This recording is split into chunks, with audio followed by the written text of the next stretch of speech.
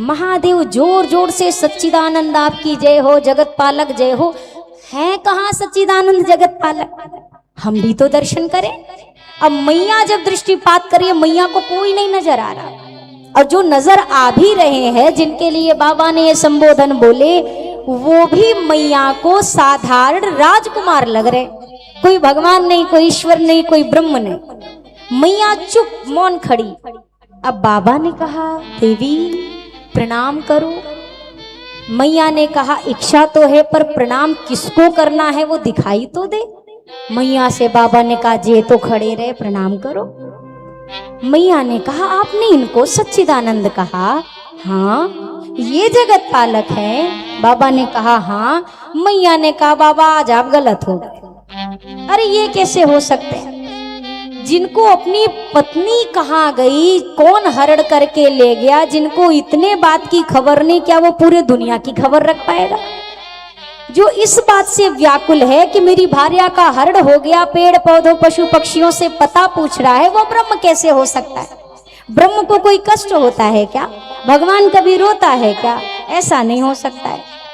तो बाबा ने समझाना शुरू किया, अरे देवी अब ये कथा ना सुनने का चक्कर है, ये ना सुनने का चक्कर है। अगर सुनी होती तो मैया को ये कथा पता होती कि रावण हरण करके ले जाएगा, प्रभु लीला करेंगे, ऐसा ऐसा होगा।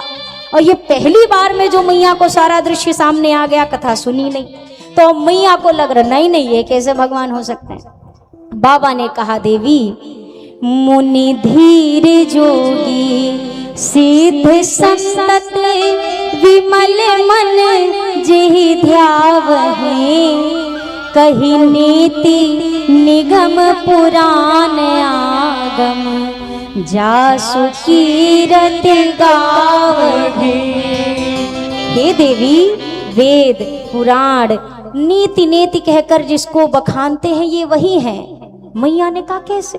अरे देवी सोई राम व्यापक ब्रह्म भुवन निकाय पति मायाग्नि, अवतरु अपने भगत हित निज तंत्र नित रघुकुल मणि। ये वही मायापति रघुनंदन यहाँ पर लीला कर रहे हैं। ये साक्षात परात्पर ब्रह्म है, शंका मत करो। जासु कथा कुंभज ऋषि गाई, जिन्होंने कथा गाई अगस्त ऋषि ने, जिनकी ये वही है, जिनकी भक्ति का वरदान मैंने उनको दिया ये वही है, जो पूरे संसार का संचालन करता है ये वही है, सृष्टि का पालन करने वाला रक्षक ये वही है। मैया ने कहा मैं नहीं मानती, मैं नहीं मानती, ऐसा कैसे हो सकता है? और एक सूत्र महादेव का बड़ा अच्छा, समझाइए, किसी को भी समझाइए। कब तक समझाइए? थोड़ा समझाइए, एक बार समझाइए, दो बार समझाइए। अगर सामने वाला समझने को राजी नहीं, फिर उसको नहीं, अपने आप को समझाइए। समझाना है पर अब रूप बदल जाएगा। अब सामने वाले को नहीं समझाना, अब इधर वाले को समझाने के भाई साहब तुम समझ जाओ, अब ये समझने वाला नहीं। महादेव ने एक बार समझाया, दो बार समझाया, मैया जब नहीं समझी तो बाबा ने कहा देवी अब हम समझाएंगे नहीं। क्यों? क्योंकि बाबा के मन में एक बात प्रेरित हुई कि मोरे हो कहे न संशय जाहि, तो विधि विपरीत भलाई नाही। जब अपने से श्रेष्ठ की बात बुद्धि में ना प्रविष्ट हो तो समझ जाइए आगे का मार्ग कुछ ज्यादा अच्छा होने वाला। बाबा ने कहा देवी अरे जो तुम्हारे मन अति संदेह तो किने जाई परीक्षा लेहू, तब लगी बैठी हूँ बट छाहे, जब लगी तुम आई हूँ मोहि पाहे, चली सती शिव आय सुपाई, कर विचार करो का भाई, हंस कही जपन लगे हरि नामा,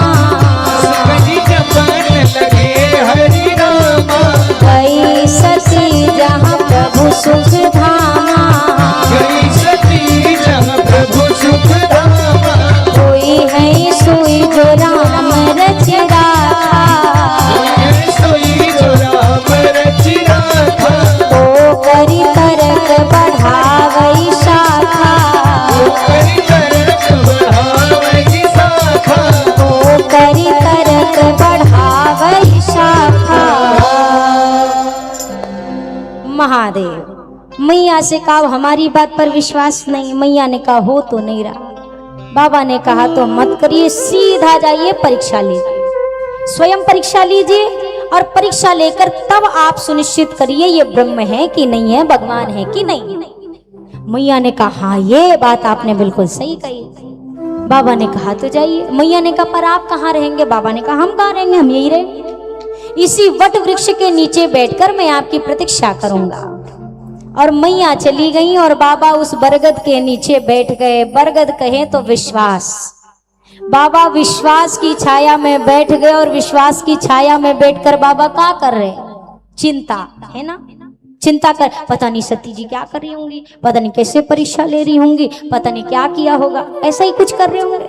नहीं, अस कही जपन लगे हरि नाम।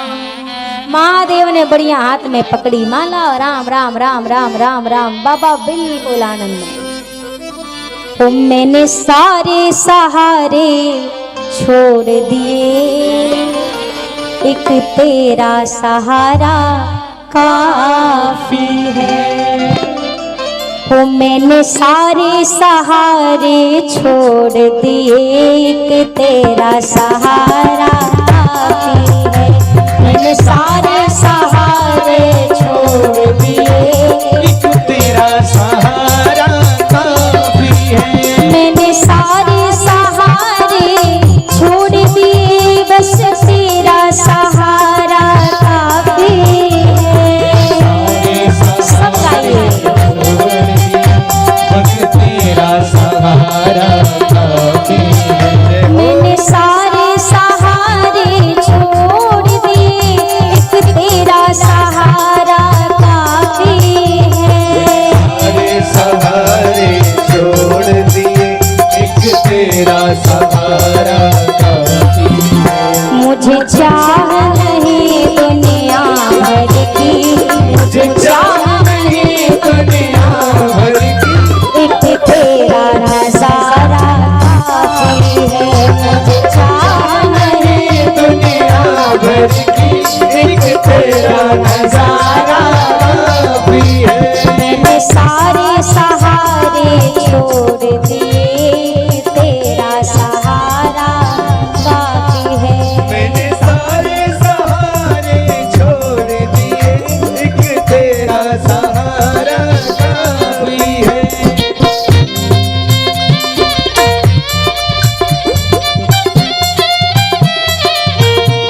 जय हो, जय जय, जय हो।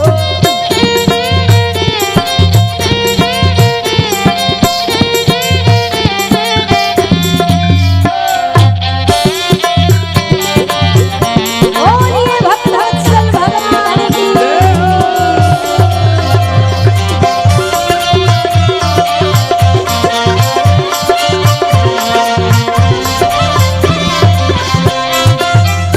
तेरी चाहत में जग छूट गया, पर तू क्यों मुझसे रूठ गया। तेरी चाहत में जग छूट गया, पर तू क्यों मुझसे रूठ गया। तेरी चाहत में जग छूट गया, पर तू क्यों मुझसे रूठ गया। चाहत में जग छूट गया, पर तू क्यों मुझसे रूठ गया। मैं डूब रहा भव सागर में, मैं डूब रहा भव सागर में, बस आना तुम्हारा बाकी है। मैं डूब रहा भव सागर में, बस आना तुम्हारा बाकी है। मैंने सारे सहारे छोड़ दिए, एक तेरा सहारा काफी है। मैंने सारे सहारे छोड़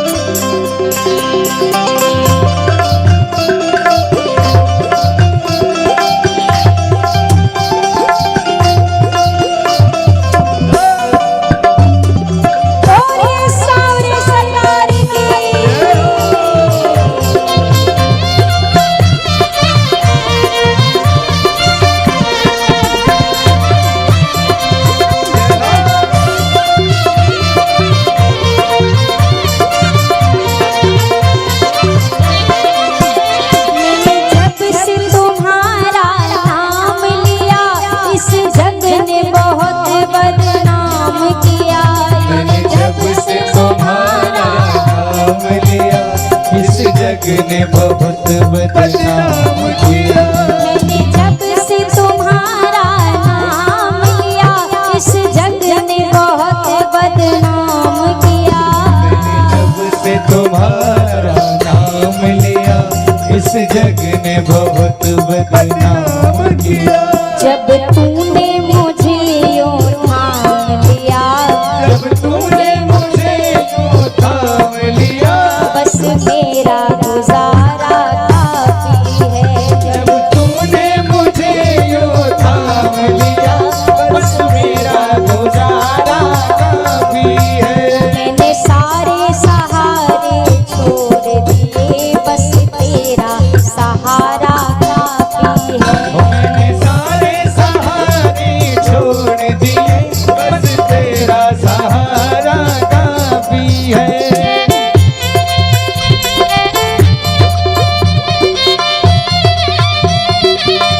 जय हो।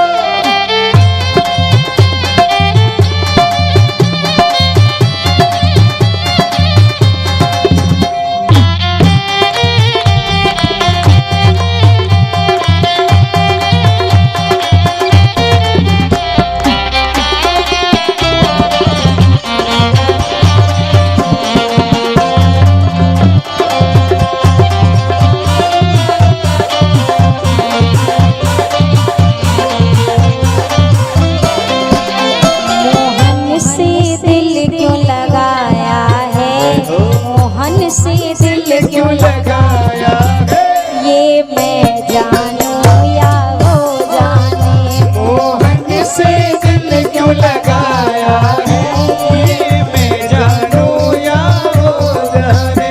ये मैं जानूं या वो जाने, ये मैं जानूं या वो जाने। सब गाइए, सब लोग गाइए। ये मैं जानूं या वो जाने।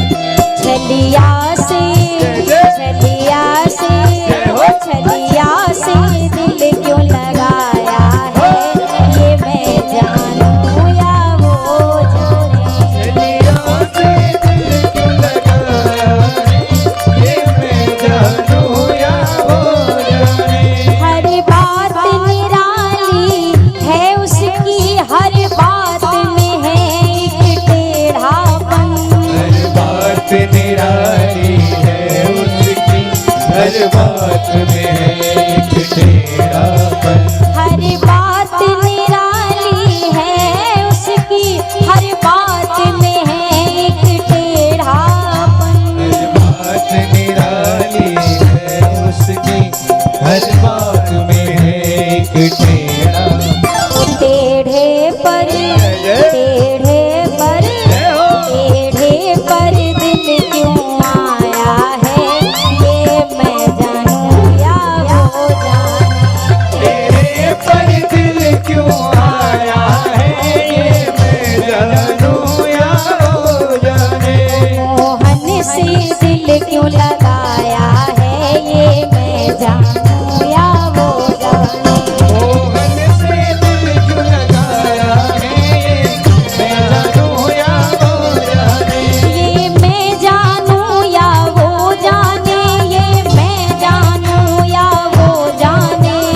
मैं जानूं या वो जाने, ये मैं जानूं या वो जाने। ओ छलिया से, छलिया से, छलिया से दिल क्यों लगाया है, ये मैं जानूं या वो जाने। ओ चलिया से दिल क्यों लगाया है, ये मैं जानूं या वो जाने। टेढ़े पर दिल क्यों आया है, ये मैं जानूं या वो जाने। तेरे पर दिल क्यों आया है, ये मैं जानूं या वो जाने। ये मैं जानूं या वो जाने। ओ ये मैं जानूं या वो जाने। ओ मैंने सारे सहारे छोड़ दिए। आगे हाँ जोर से गाइए। मैंने सारे सहारे छोड़ दिए, एक तेरा सहारा। आपका गाना काफी नहीं है, और जोर से गाइए, ये कम पड़ रहा है, जोर से गाइए। मैंने सारे सहारे छोड़ दिए, एक तेरा, मुझे चाह नहीं दुनिया भर की, एक तेरा नजारा। मैं तो डूब रहा भव सागर में, बस आना तुम्हारा। झूठ में भी अगर कोई आदमी भगवान से रोज कह देना, सुनिए हम आपके हैं, झूठे कहे, सच में भी ना झूठे, एक भी सच ना, खाली झूठ में। जब मिले ऐसे मंदिर के सामने से गुजरो, कोई भी मंदिर है, सुन लो हम आपके हैं, हम आपके हैं। ठाकुर जी ना देखो, दुनिया बहाना ढूंढती है रिश्ता तोड़ने के लिए, उसको एक बहाना चाहिए। भगवान बहाना ढूंढते हैं रिश्ता जोड़ने के लिए, उनको एक बहाना चाहिए, कोनो विधि हो जुड़ तो जाए, एक बहाना। और एक बार ठाकुर जी कहते, झीनी झीनी प्रेम की डोरी मुंह पे जोरी ना तोड़ी जाए। मैं पहाड़ तोड़ दूं, मैं ब्रह्मांड के टुकड़े टुकड़े कर दूं, पर अगर कोई एक रस्सी जो प्रेम का एक सूत हो, और अगर उस सूत से भी मुझे बांधते तो वो डोरी मुझसे ना तोड़ी जाती है। मैं सब तोड़ सकता हूँ, ये नहीं तोड़ सकता हूँ। जब कन्हैया चोरी करते हुए एक बार सखी ने धर लिया, पकड़ लिया गोपी ने, अब तो बताऊंगी, मैया यकीन नहीं करती ना, तुझे यही खंबे से बांधूंगी, मैया को लेके आऊंगा, क्योंकि अगर मैं तुझे लेकर जाऊंगी तो तू रास्ते में कोई खेल कर देगा, और मैया तक तो पहुंच ही ना पाऊंगी फिर मैं, तो यही तुझे बांधूंगी और आज नंद रानी को लेकर आऊंगी यहाँ पर। कन्हैया को बांधा, अब ये भी कन्हैया है, कहाँ बंध जाए, अच्छे अच्छे नहीं बांध पाए तो रस्सी बांध लेगी क्या। अब बांधे, बंधे ही ना, गांठी ना लगे। कन्हैया ने कहा, जा रही गोपी, तेरा तो जन्म बेकार। क्यों? तेरी मैया ने तुझे रस्सी बांधनी तक ना सिखाई। अरे आती है, पता नहीं आज ही क्यों नहीं बंध रही। कन्हैया ने, चल चल मैं सिखाता हूँ, तू भी क्या याद कर। गोपी ने कहा, नहीं, अरे कहाँ भागूंगा, बंद कुठरिया, कहाँ जाऊंगा, चल सिखा तो दूं। गोपी को खड़ा कर दिया खंबे से लगाकर। अब कन्हैया ने धरी रस्सी और चक्कर लगाने शुरू किए, दो गांठ खींच खींच के बांध दी। देख ऐसे बांधे हैं, फिर ऐसे बांधे हैं, बांध दिया कन्हैया से। सखी ने कहा, गोपी ने, हाँ सीख लिया, चल खोल। कन्हैया ने कहा, अरे गोपी, भरी बड़ी भारी गड़बड़ी हो गई। गोपी ने कहा, क्या हुआ? अरे गोपी, मेरी मैया ने मोए बांधना तो सिखाया, खोलना तो सिखाया ही ना। बांध लूंगा, खोल नहीं पाऊंगा। ये दुनिया बांधना नहीं जानती है, ये संबंध की डोरी को खोलने में इसको ज्यादा सुख मिलता है। ठाकुर जी ऐसे ना, जिनको संबंध की डोरी जोड़ने में ज्यादा सुख मिलता है, बहुत सुख मिलता है। महादेव ने जब चाह करी, ठाकुर जी के दर्शन मिल गए, और यहाँ विश्वास से बाबा बैठे। और क्या विश्वास है? अब होई है सोई जो राम रचि राखा, वही होगा जो ईश्वर ने रचना बना रखी है। मेरे ज्यादा सोचने विचारने से कुछ होने वाला नहीं है। मैया गई परीक्षा लेने, पुनि पुनि हृदय विचार करी, धरि सीता कर रूप, आगे हुई चली पंथ तेहि जेहि आवत नर भूप। मैया ने विचार किया, कैसे परीक्षा लूं, क्या करूं, क्या ऐसी विधि करूं कि परीक्षण हो जाए। तो मैया को ख्याल आया, हाँ ये तो अपनी भार्या वैदेही को ढूंढ रहे ना, तो बस मैं जानकी जी का रूप ले लेती हूँ, सामने जाती हूँ, भगवान होंगे पहचान जाएंगे, नहीं होंगे तो नहीं पहचानेंगे। किसी के जैसे कपड़े पहन लेना बड़ी बात नहीं है। एक जैसे कपड़े तो मार्केट में बहुत सारे मिल जाते हैं ना, बहुत मिल सकते हैं, पर एक जैसा किरदार संसार में नहीं मिल सकता है, एक जैसा व्यक्तित्व नहीं मिल सकता है, एक जैसा स्वभाव नहीं मिल सकता है, एक जैसा संस्कार नहीं मिल सकता है। कपड़े मिल सकते हैं, साजो सामान मिल सकता है, पर संस्कार व्यवहार नहीं मिल सकता। सती जी जानकी मैया का रूप लेकर के तैयार हैं परीक्षण करने के लिए। और कैसे परीक्षण लेने को चली हैं, तो मैं जा रही हूं परीक्षा लूंगी। किशोरी जी का व्यवहार कैसा था वन की यात्रा में भी, राम जी आगे, किशोरी जी उनके पीछे और दोनों के पीछे भैया लक्ष्मण। राम जी आगे आगे चले तो किशोरी जी पीछे चले। पीछे चले भी तो कैसे चले, ऐसा नहीं कि बस चल रही हैं, उस चलने में भी कितनी सावधानी है, जरा दर्शन करें। राम जी के जब पग चिन्ह धरती पर बनते थे, किशोरी जी को लगा अगर राम जी के चरण चिन्ह मेरे पैरों तले आए तो ये तो फिर पातिव्रत धर्म का खंडन हो जाएगा, तो क्या करूं। तो राम जी के दोनों चरणों के बीच में जगह बचती है, जब हम कदम रखते हैं ना तो दोनों पैरों के बीच में थोड़ी सी एक गैप बचती है, एक डिस्टेंस होता है। तो किशोरी जी ने क्या तय किया कि अपने स्वामी के दोनों चरणों के मध्य में जो जगह खाली है वहां पग धरूंगी। भैया कोई 40-50 मीटर की दूरी नहीं होती है, 1 फुट भी अगर दूरी हो तो वो भी बहुत बड़ी बात है। इतना सा गैप होता है दो पैरों के मध्य में, उस बीच के स्थान में किशोरी जी पग धरती हैं।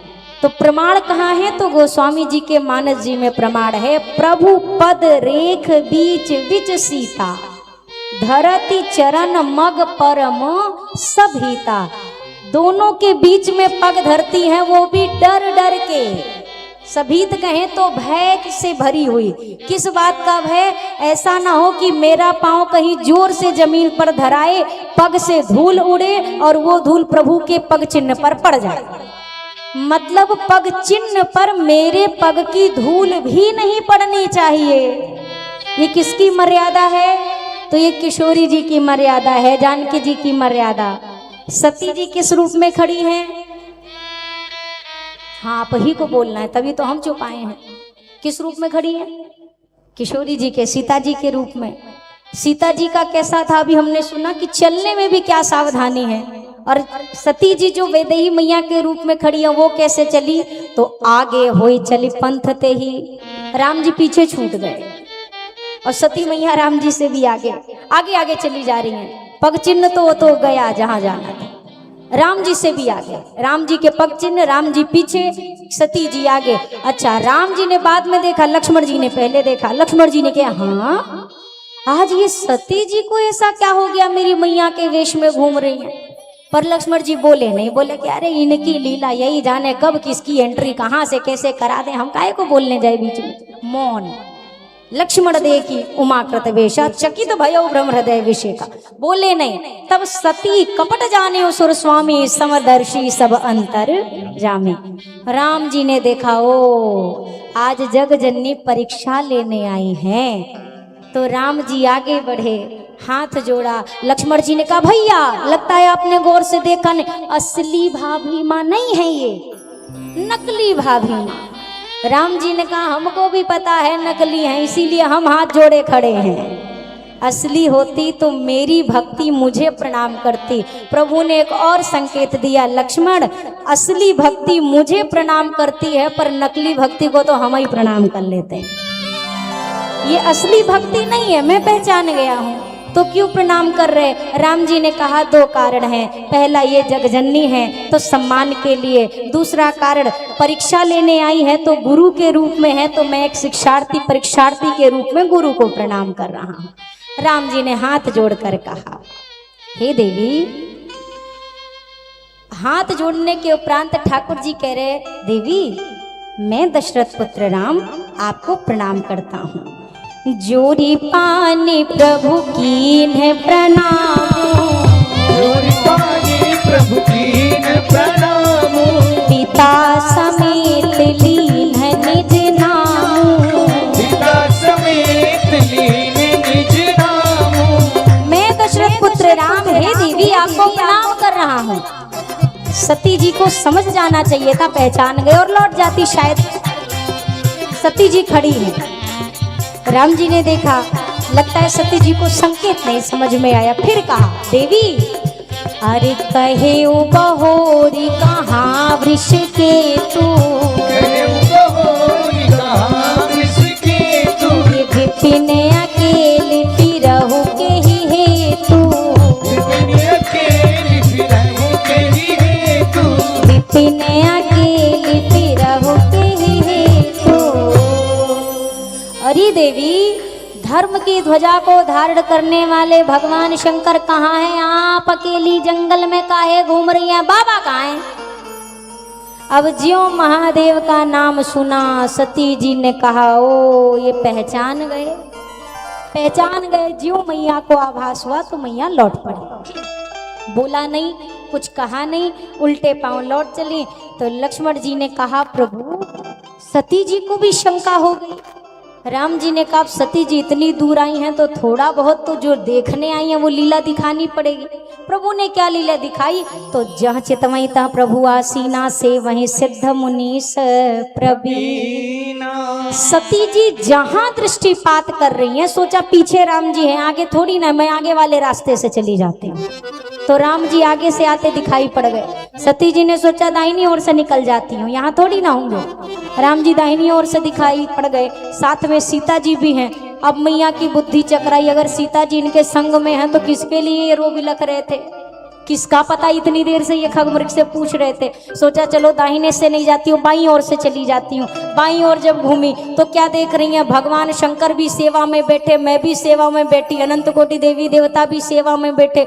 मैया की तो बुद्धि ऐसी चकराई, मैया सोच रही हैं महादेव यहाँ बैठे हैं तो बरगद के नीचे कौन बैठा है, अगर मैं इनकी सेवा में बैठी हूँ तो मैं कौन हूँ जो खड़ी हूँ। मैया की बुद्धि नहीं काम कर रही। चक्कर आया है आपको कभी, आप लोग को कभी चक्कर आया है? चक्कर आने के बाद क्या करते हो? सबसे पहला काम, जहां पाओ धम्म से बैठ जाओ, खड़े रहेंगे तो भड़ाक से गिर पड़ेंगे। तो जहां जगह पाई, आदमी ये नहीं देखता झाड़ा स्थान है, साफ है कि गंदा है, ना ना, जहां पाइए धूल है, माटी है, कीचड़, बैठ जाओ। तो मैया ने जैसी बुद्धि चकराई तो नयन मोदी बैठी मग बुद्धि जब चकराई तो मैया ने आंख बंद कर ली और वहीं बैठ गई। थोड़ी देर बाद नेत्र खुला, कहीं कुछ नहीं। अब यात्रा आगे बढ़ी, मन में विचार आगे बढ़े। क्या क्या विचार, कि मैं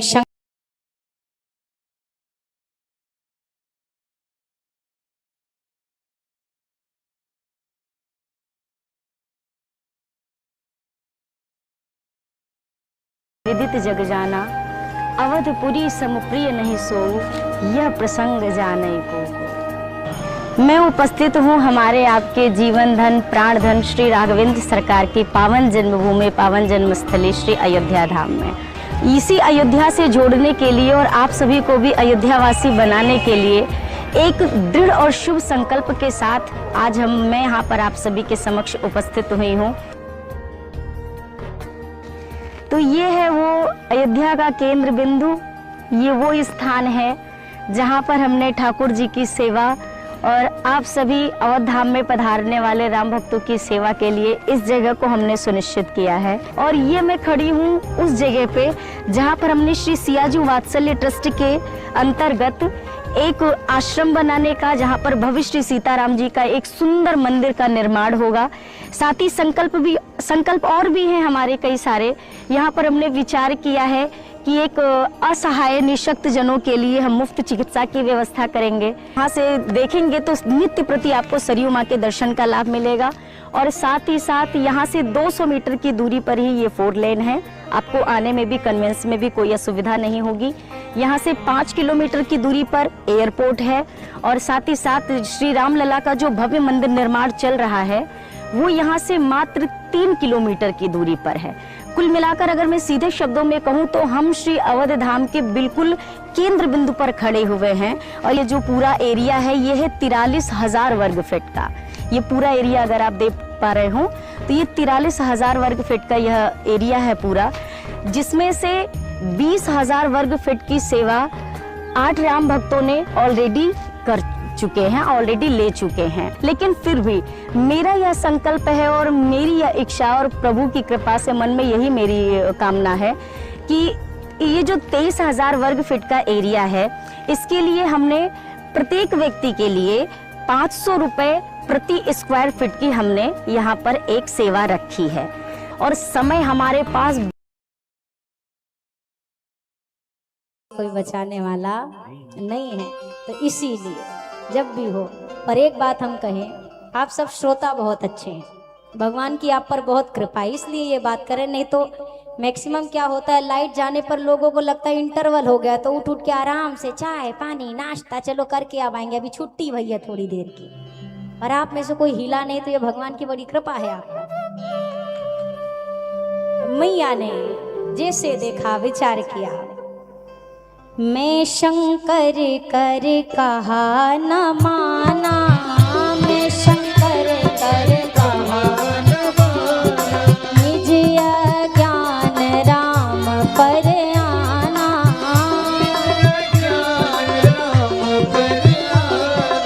मैया विचारते जा रही हैं, मेरे स्वामी ने कितना समझाया, सती वो ईश्वर है, ब्रह्म है, भगवान है, पर मैंने बात नहीं मानी। चली आई परीक्षा लेने, जाकर क्या जवाब दूंगी। मन में ये सारे प्रश्न उत्तर स्वयं में चल रहे, सोचते विचारते बाबा के पास पहुंची, और जैसे पहुंची बाबा ने तुरंत पूछा, देवी कैसे परीक्षा ली?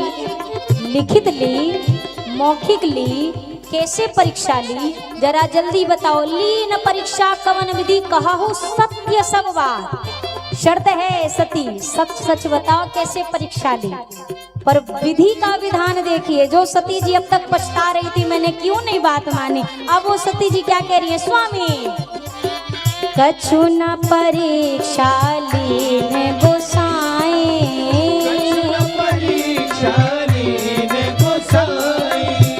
कीन्ह प्रणाम तुम्हारी नाई,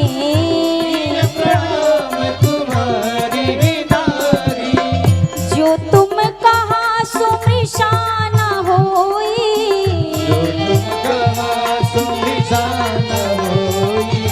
मोरे मन प्रतीति अति सोई,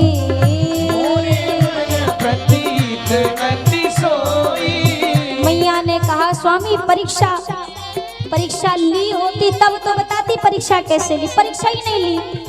बाबा ने कहा परीक्षा नहीं ली, गई तो थी परीक्षा लेने, ली कैसे ली? अरे ऐसे नहीं ली, जाते जाते मेरे मन मस्तिष्क में बात आई, महादेव कोई बात कहेंगे झूठ थोड़ी ना होगी, आपकी बात कभी मिथ्या होगी, बस वो बेचारा परीक्षा नहीं ली। पर मैंने सोचा इतनी दूर आई हूँ तो कम से कम प्रणाम तो कर लूं, तो जैसे आपने प्रणाम किया था वैसे हमने प्रणाम किया, और प्रणाम करके बस मैं लौट आई। बाबा को बात खटकी, हमने इतनी बार समझाया तब तो प्रणाम नहीं किया, और अब सती कहती हैं गई प्रणाम करके चली आई, कुछ तो बीच में है जो छूट रहा है। बाबा ने तब शंकर देखे उधर ध्याना, सती जो कीन चरित सब जाना,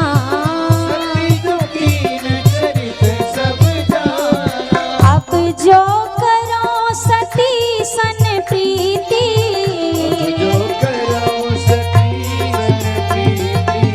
मिटई भगत पथ होई अनीति,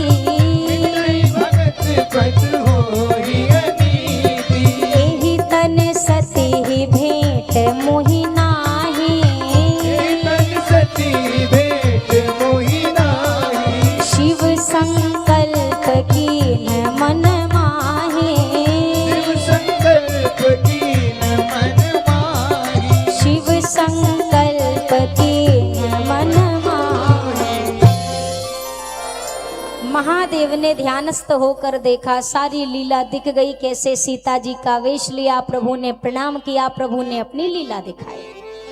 बाबा के मन में बात है, अच्छा बाबा को मैया से कोई शिकायत नहीं है, कोई शिकायत नहीं। आप पूरी कथा अगर उठाकर पढ़ेंगे देखेंगे, कहीं पर मैया सती से कोई रुष्टता नहीं है, कोई ऐसा वाक्य नहीं बोला, कटु वचन नहीं बोले। क्यों? क्योंकि बाबा को ऐसा लगता है मेरी सती की कोई भूल है ही नहीं, कोई भूल नहीं है। बहुरी राम माँ यही सिरुनावा, प्रियरी सती जेहि झूठ कहावा। बाबा को लगता है ये सब प्रभु की माया है, जिसके चक्कर में मेरी भोली भाली सती पड़ गई। सती की कोई भूल नहीं, सती की गलती नहीं है, तो अब क्या करूं?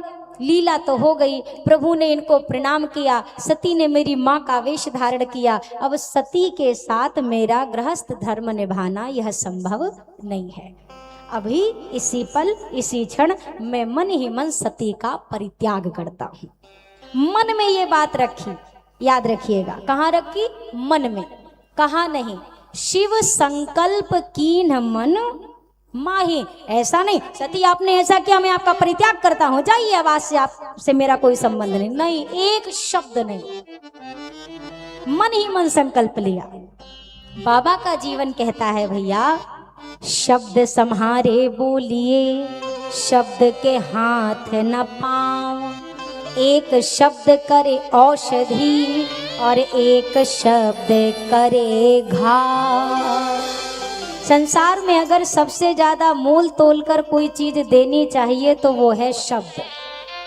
ऐसी बानी बोलिए कि मन का आपा खोए, औरन को शीतल करे आपहु शीतल। सच बोलना अच्छी बात है, पर सच के साथ अगर वाणी की मिठास और प्रेम समाप्त हो गया तो ये अच्छी बात नहीं।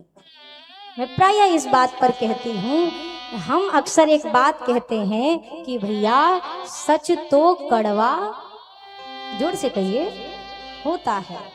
अब इस पर मंथन करना चाहिए आपको, क्या सच में सच कड़वा होता है? नहीं, राम जी से ज्यादा सच बोलने वाला यहाँ कोई नहीं बैठा है क्या? राम जी कुंभकर्ण को भी अगर कुछ बोलते हैं तो इतना मीठा बोलते, कुंभकर्ण सोचा लड़ाई वड़ाई तो होती रहेगी, बड़े अच्छे हैं, पहले बतिया लेते। रावण से भी अगर कुछ बोलते हैं तो रावण भी सोचता है ये शत्रु है, ऐसा शत्रु होता है। दुनिया को रुलाने वाला रावण भी एक दिन युद्ध के बाद जाता है तो कक्ष में बैठकर आंसू बहा रहा। मंदोदरी ने कहा, राम के बाणों ने ज्यादा घायल कर दिया क्या महाराज? रावण ने कहा, ना ना ना ना, बाण तो कब के निकल गए, राम की बाड़ी ने घायल किया है। बाड़ी ने घायल किया? मंदोदरी, ऐसा भी शत्रु होता है क्या? जिसकी पत्नी का मैंने हरण कर लिया, जिसको मैं आज इतने कष्ट में रख रहा हूं कि जो बार बार मुझसे आकर जिन्होंने संकेत दिया, रावण मैं युद्ध नहीं चाहता, बस मेरी वैदेही को लौटा, मैंने एक बात स्वीकार नहीं करी, और वो आज मेरे सामने युद्ध में थे, मेरे पास बाण छोड़े, मैं घायल हुआ, और जो मेरे अस्त्र मेरे हाथ से गिरे तो उस राम ने कहा मंदोदरी कि महाराज रावण लंकेश अभी घायल हो, निशस्त्र हो, आज के युद्ध को विराम देता हूं, कल पुनः यहीं से युद्ध करें, आज लौट जाओ। निशस्त्र को ऐसा भी शत्रु होता है? तो वाणी, राम जी से ज्यादा सच कौन बोल सकता है संसार में? पर राम जी की कोई एक वाणी उठाकर ऐसी दिखाइए जिससे किसी के हृदय को पीड़ा हुई हो, जिसके किसी के मन को कोई चोट पहुंची हो, कोई एक वाक्य उठाकर दिखाइए। भैया सच ना कड़वा था, ना है, ना कभी होगा। हाँ, हमारे बोलने का ढंग कड़वा था, कड़वा है और कड़वा रहता है। हम कैसे किसी सच को प्रस्तुत कर रहे हैं? महादेव ने अभी जो संकल्प लिया, ये सच है कि झूठ है? जोर से कहिए। सती मैया को ऐसा कुछ बोला क्या जिससे मैया सती का मन टूट जाए? नहीं, सती जी को एक शब्द नहीं बोल रहे। शब्द कहाँ से निकलते? इस वाणी से, जिह्वा से। जिह्वा इतनी लचीली, इतनी कोमल, कितनी कोमल है जीभ हमारी, है कि नहीं है कोमल? जरा सा दांतों के बीच में आ जाए तो रक्तस्राव होने लगता है, इतनी कोमल। एक हड्डी इस जीभ में नहीं है, पूरे शरीर में हड्डियां हैं, जीभ में हड्डी नहीं है। पर ये जिभिया कभी कभी ऐसा बोलती है कि अच्छे अच्छों की हड्डी तोड़ देती है और तोड़वा देती है। ये जीभ ऐसी चीजें बोलती है कि कभी कभी तो वर्षों के टूटे संबंध जुड़ जाते हैं और कभी कभी पीढ़ियों के बने संबंध टूट जाते हैं एक शब्द से, एक शब्द से। बाबा ने ऐसा कुछ नहीं बोला कि सती जी को लगे, कोई चोट पहुंचे, कोई शब्द नहीं बोला। अब सती मैया के संग बाबा कैलाश पहुंचे। व्यवहार से बता दूंगा कि अब ऐसा ऐसा संकल्प है, बोलूंगा नहीं। वहां पहुंचे तो बाबा ने कहा सुना कुछ नहीं, बस बाबा समाधि में चले गए। तो बीते संवत सहस 87 तजी समाधि शंभु अविनाशी।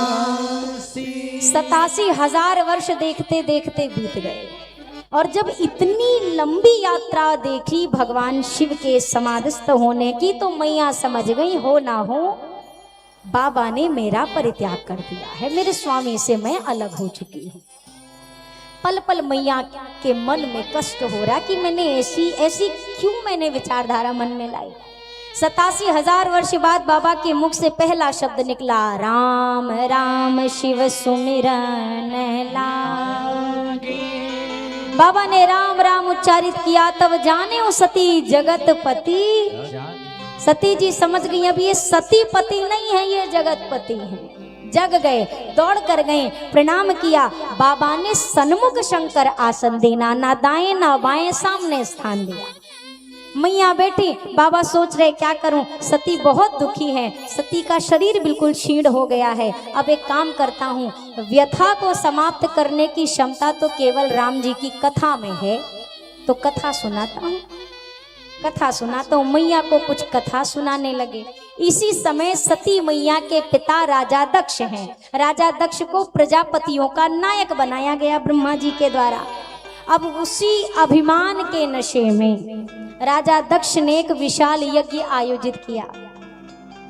राजा दक्ष के इस यज्ञ के आयोजन के पीछे एकमात्र उद्देश्य है, सिर्फ एक उद्देश्य। क्या उद्देश्य है? तो मुझे अपने जमाई से प्रतिशोध लेना है। किस बात का प्रतिशोध? तो एक बार एक सभा गठित हुई थी जिसमें सभी देवी देवता उपस्थित थे, सारे देवगण पधारे थे और राजा दक्ष के सम्मान में यह सभा गठित हुई थी। राजा दक्ष पहुंचे, सभी लोग सम्मान में खड़े हुए, सारे देवता, भगवान विष्णु, ब्रह्मा जी और भोले बाबा, ये तीन नहीं खड़े हुए, सब खड़े थे, सम्मान कर रहे। राजा दक्ष की निगाह पड़ी, 300 खड़े थे वो दिखाई नहीं दिए, 3 जो बैठे थे वहां पर निगाह गई। अच्छा, तीनों बैठे थे उसमें भी राजा दक्ष ने विचारा ये तो हमारे एक तो ब्रह्मा जी पिताजी हैं, कोई बात नहीं, बाबूजी थोड़ी ना खड़े होंगे, कोई बात नहीं। विष्णु भगवान, अरे ये तो स्वयं नारायण है, खड़े नहीं हुए, कोई बात नहीं। शंकर जी, ये महादेव, ये तो हमारे जमाई हैं, ससुर जी आए हैं और जमाई खड़े नहीं हुए, इतना बड़ा अपमान, इतना बड़ा अपमान। बस उसी समय राजा दक्ष ने अब बोलना शुरू किया। सभ्य लोगों की सभा में जब असभ्य लोग आएंगे तो ऐसी ही कुछ चीजें होंगी। जैसे शिवगणों ने सुना हमारे महादेव के लिए इतने कुछ शब्द, तो शिवगणों ने भी इधर से फटकार लगाई। अच्छा, बाबा को दोनों की बातें नहीं सुनाई दे रही, कौन का बोल रहा है, बाबा आंख बंद किए। अच्छा, बाबा ऐसा नहीं कि जान के नहीं खड़े हुए, दरअसल जब तक राजा दक्ष नहीं आए थे तो बाबा ने सोचा टाइम का है, कुछ समय क्यों बर्बाद करना, तो आंख बंद कर ली। बाबा के अंदर भजन चल रहा है और कब ससुर जी पधारे बाबा ने देखा ही नहीं, तो आंख बंद करके महादेव भजन में लीन। अब इधर दोनों तरफ से शब्दों के बाण चल रहे। राजा दक्ष ने श्राप दिया, इधर से शिवगणों ने श्राप दिया, इधर से राजा दक्ष ने, इधर से शिवगणों ने कहा तुम्हारा यज्ञ देखना अपूर्ण रहेगा। अब इधर से श्राप श्राप श्राप, बाबा के नेत्र खुले। बाबा ने कहा कुछ हुआ क्या? शिवगणों ने कहा यहाँ इतना बड़ा श्रापा श्रापी का खेल खत्म हो गया, आप पूछ रहे कुछ हुआ? स्वामी आपको इन्होंने ऐसा बोला? बाबा ने कहा तो आपने क्या कहा? बोला हमने भी श्राप दिया। बाबा ने कहा तो क्या मतलब, जो बोल रहे बोलने देते। सम्मान की सभा जो थी वो श्राप की सभा बन गई, सारी चर्चाएं हो गई। उसी दिन राजा दक्ष ने ठाना था कि अपने जमाई से प्रतिशोध तो लूंगा, भरी सभा में इसने मेरा अपमान किया है, अब ऐसी ही एक सभा एकत्र करूंगा और इसका अपमान करूंगा। तो ये जो यज्ञ है, कारण एक है, मुझे अपने जमाई से प्रतिशोध लेना है। कैसे लूंगा? तो सबको न्योता दूंगा, उसको नहीं दूंगा। आज के समय में ये भी एक बदला लेने का तरीका है, सबको बुलाओ और खासकर उसको बुलाओ जो बिल्कुल उनके बगल रहता है। पता चल जाए कि फलाने के यहाँ कोई कार्यक्रम है, पर यह भी पता चल जाए कि फलाने जी ने आपको बुलाया नहीं है। अब बाबा बस को न्योता नहीं, बाबा को क्या ही मतलब है, कोई बुलाओ चाहे ना बुलाओ, बाबा को राम के अलावा दुनिया में किसी से काम नहीं, तो बाबा को कोई मतलब नहीं। आकाश से विमान जाता देखा, मैया का ध्यान फिर कथा से हटा, विमान में गया। स्वामी ये कहाँ जा रहे? बाबा ने कहा अपने को क्या करना, मैं कथा सुना रहा हूँ, आप कथा सुनिए। अरे एक बार बता दो स्वामी कहाँ जा रहे, इतना गाते बजाते कहाँ जा रहे? बाबा ने कहा सती बस एक प्रश्न बताया, पूछा है आपने, बस इतना ही बताऊंगा। आपके पिताजी ने यज्ञ रचना की है, ये वहां जा रहे, अब कथा सुनो। बाबा ने कथा सुनी, सती जी ने कहा एक सवाल और। बाबा ने कहा सती अपने को क्या करना है? अरे प्रभु एक बार बता दीजिए। क्या बताऊं? हम क्यों नहीं जा रहे, हम क्यों नहीं जा रहे? बाबा ने कहा अरे सती अपने को निमंत्रण नहीं आया तो कैसे जाएंगे? सती जी से कहा अब 2 सवाल हो गए सती, अब कथा सुनिए, अब कोई चर्चा नहीं, कौन कहाँ जा रहा, हम क्यों नहीं जा रहे, अब सिर्फ कथा। सती जी ने कहा एक प्रश्न और। अब क्या प्रश्न? बाबा से कहा पिताजी के यहाँ तो बिना निमंत्रण के भी जा सकती है ना बिटिया, बिटिया को थोड़ी ना न्योता चाहिए, बिटिया तो अपने पिता के घर कभी भी जा सकती है, मैं जाऊं? बाबा ने कहा बात सत्य है, बिना निमंत्रण पिता के यहाँ, ईश्वर के यहाँ भैया जाया तो जा सकता है, लेकिन सती अगर आपके जाने से सामने वाले के हृदय में प्रेम ना प्रकट हो तो तुलसी तहां ना जाइए चाहे कंचन बरसे में है। गोस्वामी जी की बात कहती है कि आकाश से अगर सोने चांदी भी बरसे सो ऐसी जगह मत जाओ जहां पर सामने वाला प्रेम से आपसे ना मिले, प्रेम मुख्य है। तो सती जी ने कहा पिता है मेरे, नहीं निमंत्रण दे पाए होंगे, भीड़ भाड़ में भूल गए होंगे, तो चली जाऊं। बार बार कहा तो बाबा ने 2 गढ़ों के साथ विदा कर।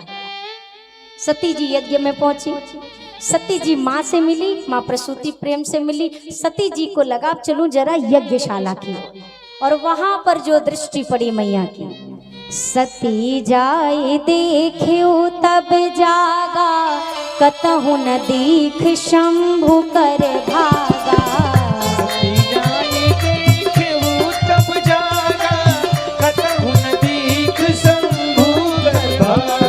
सुनहु सभासद सकल मुनिंदा, कही सुने जिन्ह शंकर निंदा, सो फल तुरत लहब सब काहू, भली भांति पछताब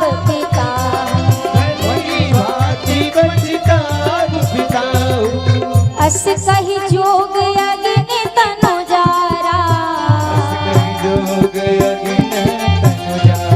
भयउ सकल मख हाहाकारा, भयउ सकल मख हाहाकारा।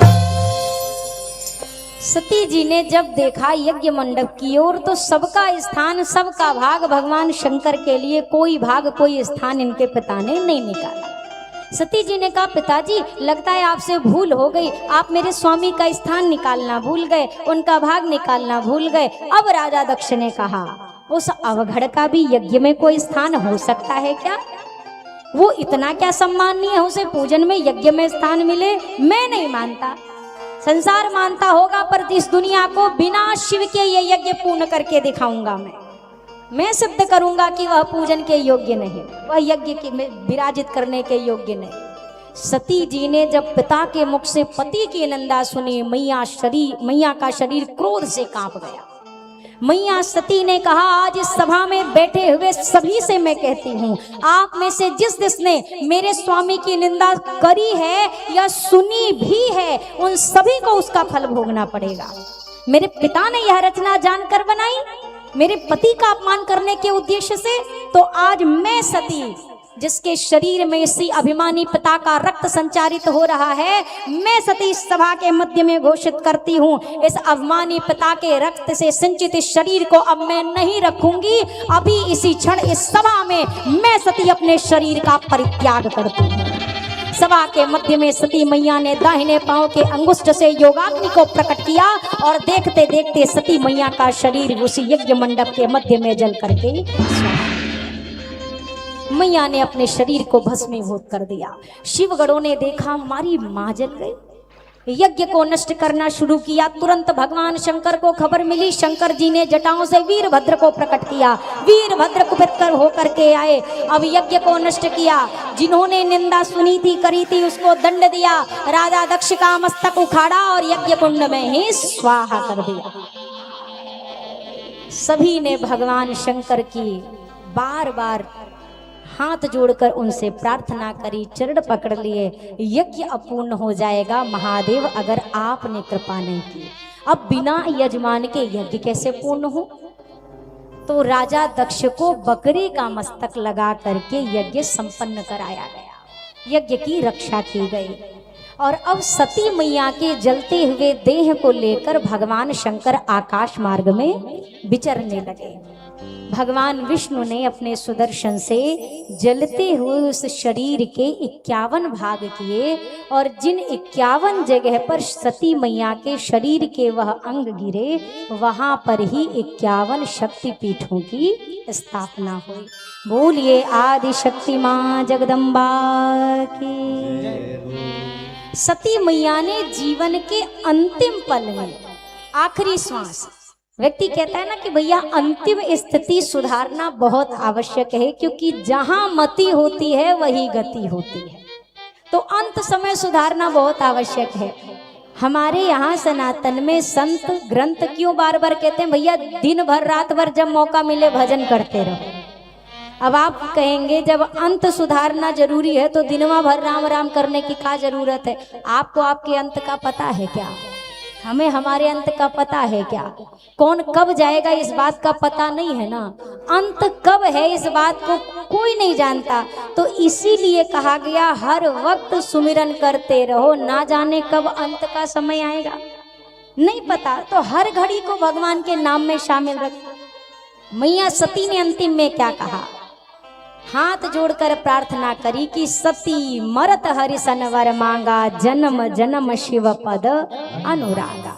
सती मैया ने जन्म जन्मांतर के लिए भगवान के चरणों का, मुझे शिव जी के चरणों का ही प्रेम मिले, उन्हीं की अर्धांगिनी बनूं जब जन्म लूं, इस वरदान के साथ सती मैया ने देह त्यागा ही शिक्षा के साथ।